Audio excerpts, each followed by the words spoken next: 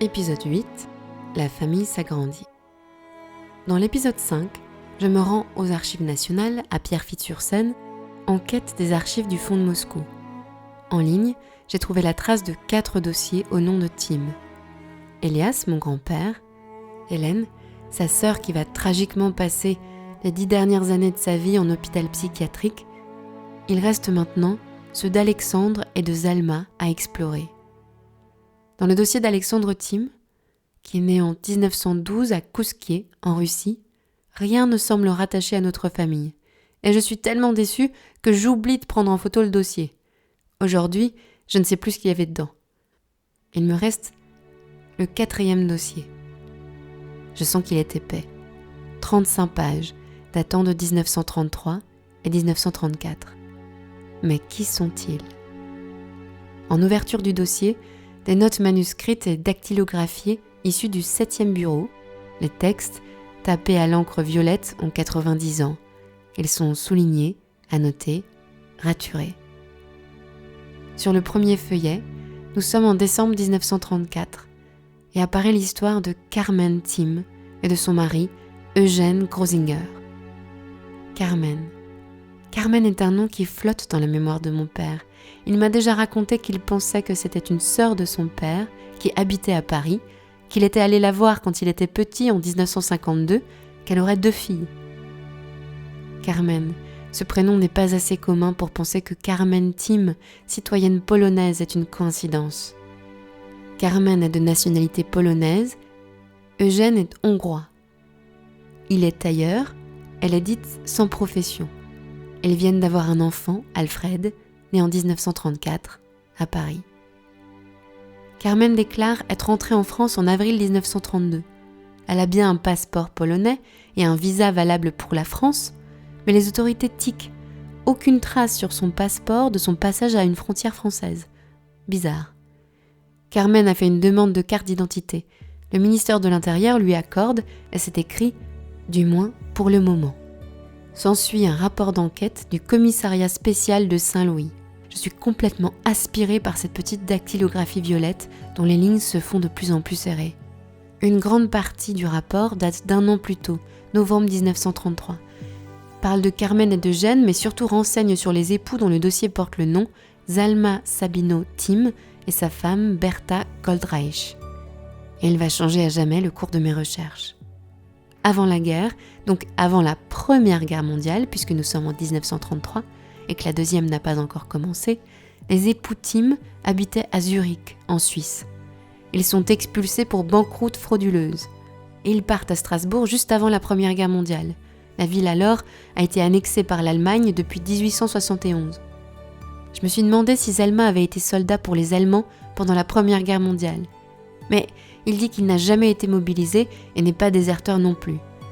Puis, ils déménagent tous les deux à Nuremberg en Allemagne. À Nuremberg, nouvelle banqueroute frauduleuse. En 1932, tout se précipite.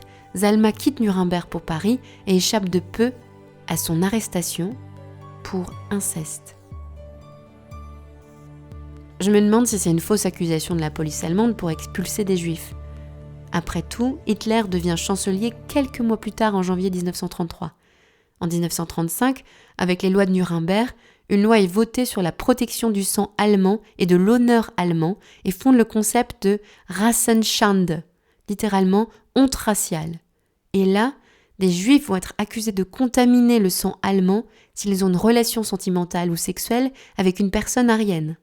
Mais après avoir demandé à 2 historiens, aucun n'a jamais entendu parler d'inceste et de pornographie comme accusation courante pour expulser des juifs en 1932. Le rapport continue. La police dit que Zalma a caché sa fille Carmen chez des connaissances en Allemagne.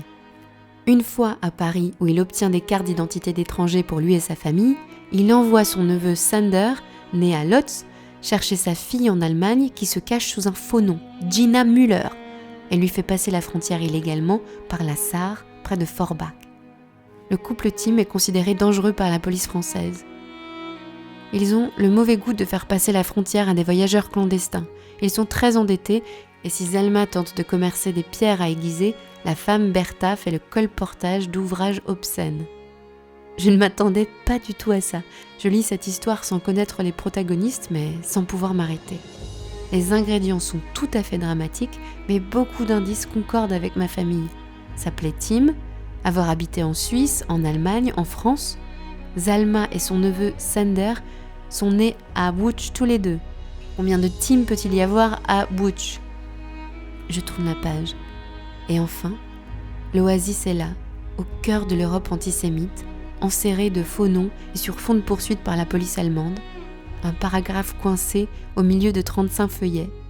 Carmen habite désormais chez son oncle, un certain Tim Leibus, né le 16 octobre 1880, marié à Léa Minsky, né le 1er mai 1892, couple expulsé de Suisse en 1927 et domicilié à Paris. Carmen est désormais notre Carmen, la nièce de mon arrière-grand-père et non sa fille comme le pensait mon père. Zalma est le petit frère de Leibus, de 8 ans son aîné.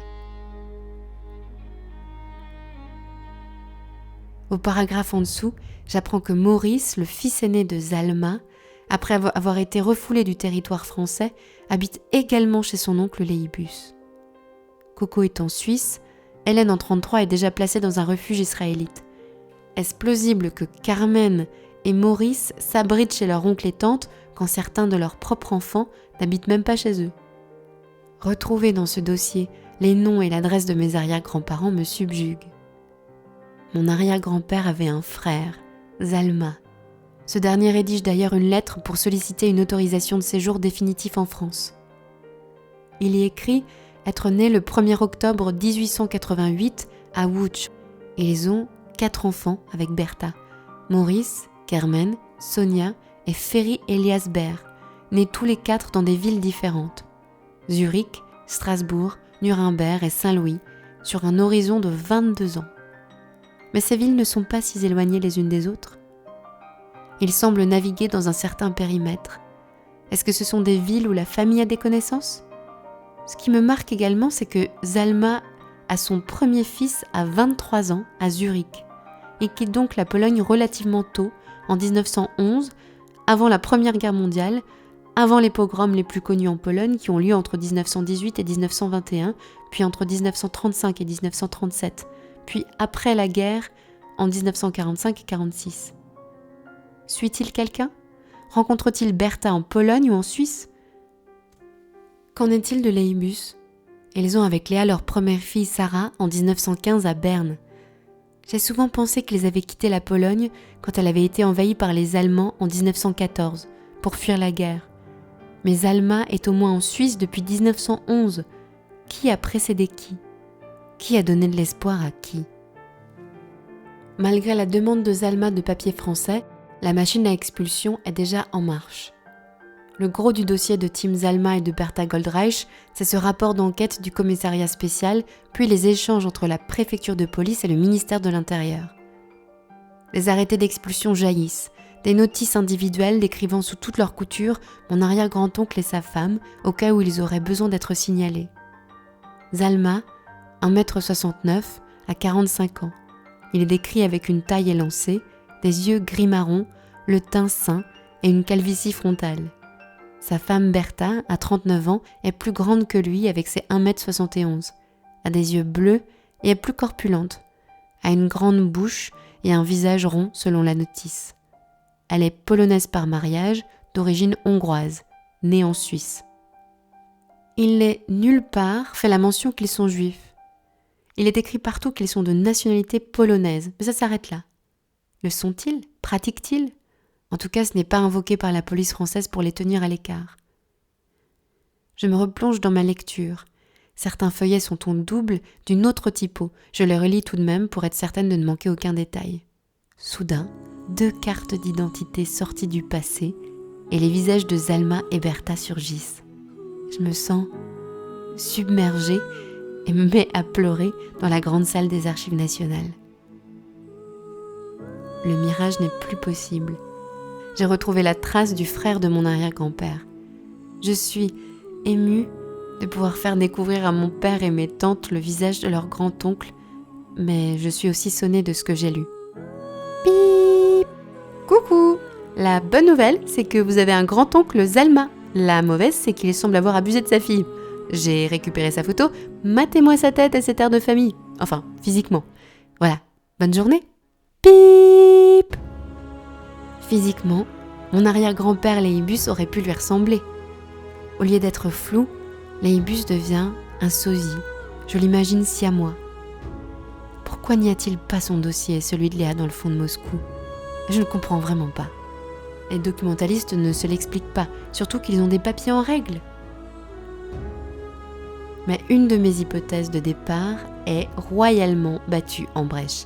Si le frère de Léibus s'appelle Zalma Tim, c'est qu'il y a très peu de chances que ce nom ait été francisé par Léibus lui-même en arrivant en France, ou même en étant en Suisse ou en Allemagne.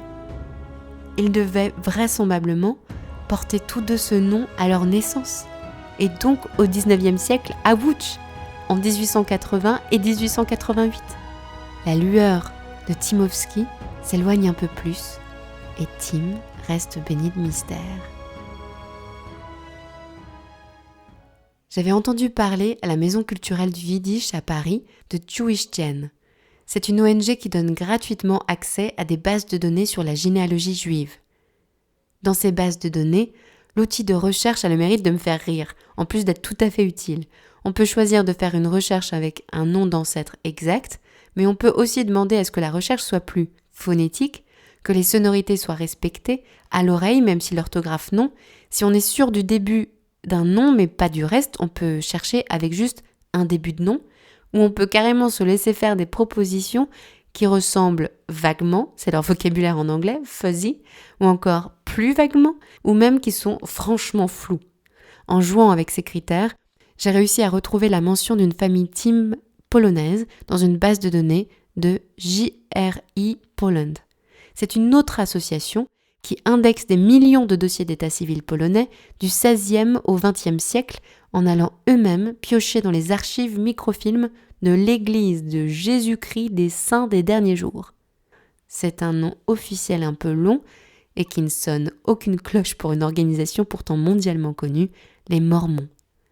Donc grâce à la notoriété de Jewish Gen, j'ai commencé une recherche sur leur site. En tombant sur une base de données indexée par JRI Poland, à partir des microfilms des Mormons de l'état civil polonais du XIXe siècle, j'ai retrouvé la trace des naissances de Léibus et de Zalma. J'avais cherché pour Léibus au départ, mais sa date de naissance était 1893, alors j'y avais pas prêté attention. Quand j'ai connu le nom de Zalma, je l'ai cherché lui et suis retombée sur la même archive, à Łódź, dans le gouvernorat de Piotrków. 5 enfants, au numéro d'acte de naissance qui se suivent entre eux, naissent en 1892 et 1893. Comme Léibus est né en 1880 et Zalma en 1888, j'imagine que ce sont plutôt des dates de déclaration. Baila, Chilames, Zalma, Gersh, Léibus ont un seul et même nom de famille, Tim. Pas juste Tim, Tim écrit T-I-M-E. Au XIXe siècle, mon nom est déjà Tim. Personne ne l'a écorché en France du fait d'être juif. Peut-être qu'il a été transformé avant, mais quels noms n'ont pas du tout évolué dans le temps ? Non, Tim a tenu la distance, et maintenant, je le sais. Mon père a-t-il vraiment rencontré Carmen en 1952 ? Elle se marie en 1934 et obtient avec Eugène l'autorisation définitive de rester en France. Le « pour le moment » s'efface. Je vérifie au mémorial de la Shoah s'il a été épargné. Et malheureusement, je trouve son nom sur le mur. Elle est internée à Drancy en novembre 1943. Elle y passe l'hiver, puis elle est déportée au camp de concentration de Bergen-Belsen en avril 1944, dans le nord de l'Allemagne. Mais Carmen survit au camp. 1 an plus tard, elle est libérée par l'armée soviétique. 400 km plus à l'est, à Trobitz, puis rapatriée en France en juin 1945. Elle a survécu. Et avec elle, peut-être la fébrile mémoire de son oncle et de sa tante ? Et je me dis qu'elle a peut-être eu d'autres enfants. Est-ce qu'Alfred est vivant ? Est-ce que mon grand-père Coco, en rentrant de la Légion étrangère, La retrouver, sa cousine Carmen ? Quant à Zalma et Berta, ce que je sais, c'est qu'ils habitent à Paris vers 1932 et 1933 avec leurs jeunes enfants. Ils sont à une station de métro de Leibus et Léa. Est-ce qu'ils se voient ? Sont-ils en bons termes ? En décembre 1933, leur acte d'expulsion est signifié à Zalma et Berta. Ils signent en bas de l'acte. C'est la dernière trace d'eux dans le dossier. C'est là où on leur reprend leur carte d'identité et à cette occasion que la fiche de signalement est créée. Ils n'ont pas le droit de revenir sur le territoire français, de risque d'être emprisonnés. Tentent-ils de s'accrocher à ce pays finalement inhospitalier ? Deviennent-ils clandestins ? Pas de traces d'eux au mémorial de la Shoah. Ils ne semblent pas être déportés, en tout cas pas depuis la France. Et sur le site du mémorial de Yad Vashem en Israël, qui tente de répertorier l'ensemble des déportations de la Seconde Guerre mondiale, je ne trouve pas non plus la trace de leur déportation. Décident-ils de repartir sur les routes ? Où l'ouragan de leur vie les emporte-t-il ? Je les imagine berniques, séparés de leurs rochers de fortune, quelques secondes avant que vienne frapper un tsunami. Nous sommes 5 ans avant le début de la guerre et je perds déjà leurs traces. Que deviennent-ils ? C'est le sujet de mon enquête dans le prochain épisode.